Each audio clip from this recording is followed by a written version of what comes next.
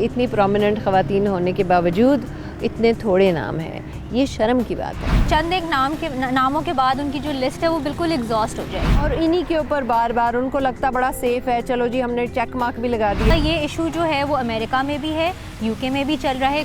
पाकिस्तान में आबादी के लिहाज से देखा जाए तो औरतों की तादाद तकरीबन 50% तक है, लेकिन उनकी मौजूदगी हमें यहाँ कहीं नज़र नहीं आती है, सिवाय इसके कि इक्का दुक्का सड़कें या बिल्डिंग्स कुछ ख़वातीन के नाम से मुंसलिक कर दी गई हैं। आए इंडिपेंडेंट उर्दू के कुछ मेहमानों से इस बारे में बात करते हैं।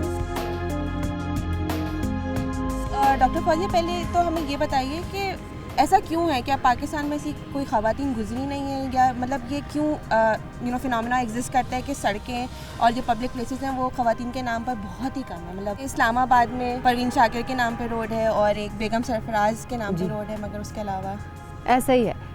मैं समझती हूँ कि एक तो वैसे भी आप पब्लिक स्पेस में देखो तो आपको औरतें बहुत कम नज़र आएंगी। आप लोगों की जो मेंटल कॉन्शियसनेस है उसमें अगर आप देखो तो भी बड़े कम लोग जो हैं वो 2-3 ख़वातीन हैं, जैसे फ़ातिमा जिन्ना हो गई, राना लियाकत हो गई, अब बेनज़ीर भुट्टो उस सफ़ में आगे आ गई हैं। तो इनके अलावा बहुत कम आपको सुनाई देते हैं लोग। इवन पाकिस्तान की जो बनने की मूवमेंट थी उसमें ऐसे कमाल नगीने थे, मगर बहुत कम जिक्र आता है। कोई बहुत ही आर्काइवल फ़ोटोग्राफिक एग्ज़िबिशन हो तो उसमें बेगम शाहनवाज़ और दूसरी तीसरी आती हैं, और इन्हीं के ऊपर बार बार उनको लगता बड़ा सेफ है, चलो जी हमने चेक मार्क भी लगा दिया, औरतों को इंक्लूड कर दिया, कोई अवार्ड है। हाँ, इतना ज़्यादा हो गया है कि फ़ातिमा जिन्ना के कैरेक्टर, उनकी पर्सनालिटी, उनकी अचीवमेंट्स पे बात बहुत कम होती है, लेकिन तस्वीर एक लग जाए या नाम हो जाए तो काफ़ी होता है। इस पर पहले कभी किसी ने आवाज़ नहीं उठाई है, या अभी तक ये चेंज क्यों नहीं हुआ?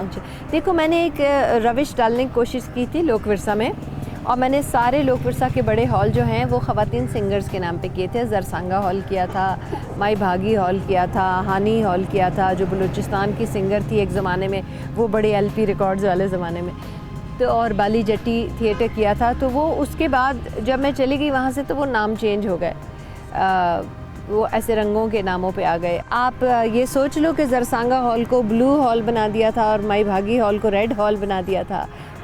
मैं ये चाहती थी कि मेल सिंगर्स भी हैं, लेकिन क्योंकि एक जब गैप होता है ना, ये सड़कों का भी मैं यही कहूँगी, जब एक गैप होता है और बैलेंस इतना ऑफ होता है तो फिर तो एडमिनिस्ट्रेशन को कोशिश करनी चाहिए कि ज़रूरत से ज़्यादा फोकस करें ताकि थोड़ा बैलेंस हो। क्योंकि बहुत सारे लोग बोलेंगे कि आप जो ना दुनिया के तमाम इश्यूज़ छोड़कर इस पे क्यों बात कर रहे हैं, लेकिन उनको ये भी बताना ज़रूरी है कि ये इम्पॉर्टेंट है। तो आप ज़रा इस पर वजाहत करें। ये जो है ना, दुनिया के तमाम इशू छोड़ के इस पर क्यों बात कर रहे हैं, ये ख़वातीन से लिंक्ड कोई भी आप बात करोगे तो ऐसे ही जवाब आपको आएगा, क्योंकि हम सारी उम्र ये जवाब सुनते रहे हैं। तो पहली बात तो ये है कि मेरे ख्याल में बड़ी शर्म की बात है कि इतनी प्रोमिनेंट ख़वातीन होने के बावजूद इतने थोड़े नाम हैं, ये शर्म की बात है। इससे ये पता चलता है माइंडसेट का कि आपके जहन में है ही नहीं कि ये भी एक इशू है। जो नाम लिखने से एक चीज़ है कि आते जाते लोग पढ़ते हैं तो उनको एक रिकग्निशन होती है कि अच्छा ये हमारे हीरो हैं, ठीक है ना। और अगर नहीं होंगे तो जाहिर है कि यंगर जनरेशन है वो जान ही नहीं पाएगी।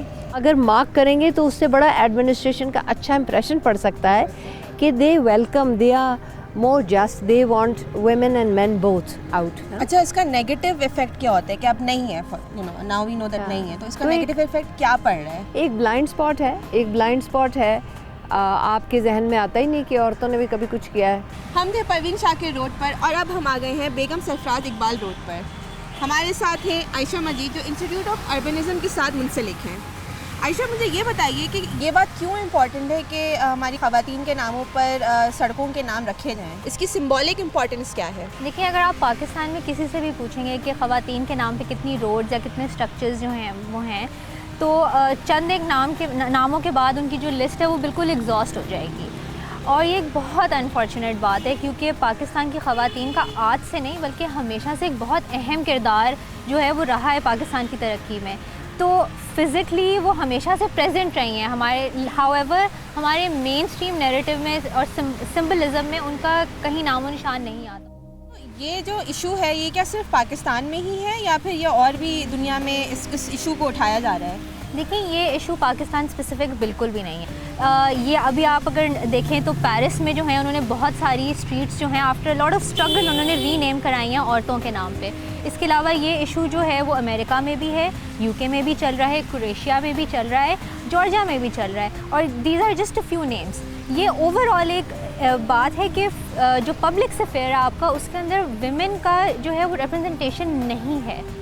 अच्छा आयशा, मैं आपको एक मज़े की बात बताती चलूँ कि हम जिस सड़क पे खड़े हैं बेगम सरफराज इकबाल रोड, बेगम सरफराज इकबाल जो थी वो साहिबा, उनके घर पे अक्सर मुशायरे होते थे और जो हमारे प्रोमिनेंट पोएट्स गुजरे हैं फैज़ अहमद फैज़ वगैरह, तो अक्सर उनके घर पे आते थे। तो इनका घर यहीं पर है और उन्हीं के घर के हवाले से इस सड़क का नाम पड़ गया है। लेकिन बात वही आती है कि कितने लोगों को ये बात पता होगी कि ये कौन थी और इस सड़क का नाम ऐसे क्यों है। जब तक वो एक पब्लिक नैरेटिव का पार्ट नहीं बनेगी कि किसी ने क्या किया, तब तक लोगों को कैसे पता चलेगा कि इनकी क्या कंट्रीब्यूशन रही है। बल्कि मैं तो ये कहूँगी कि ये जो सड़क का नाम रखा है तो ये एक अपॉर्चुनिटी है उन लोगों के लिए जो देखते हैं कि सड़कों पे जो ना बोर्ड्स जो पढ़ते हैं और फिर जाके देखेंगे कि जो ना ये कौन थे और ये कौन थी जिनकी वजह से जो ना इस सड़क का नाम ये रखा गया है।